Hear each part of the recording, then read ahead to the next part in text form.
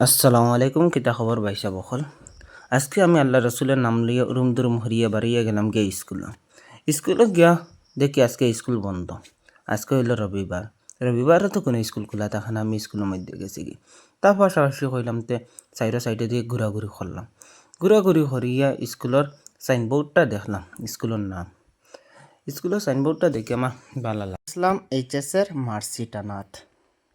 Marksheet আনাত যাওয়ার বাদে সকাল 6টায় গেছি, গিয়া দেখি কোনো মানুষের আকৃতি নাই, কারণ স্কুল আজকে রবিবার কিনতানে বন্ধ।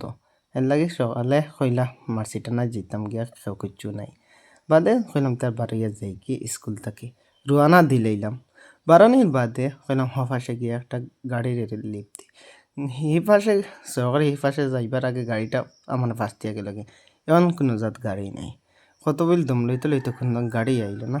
বাদে কইলাম কিতা তো আর এই গাড়িখানো লিফট দিলাম, সেই গাড়িখানো থামল না।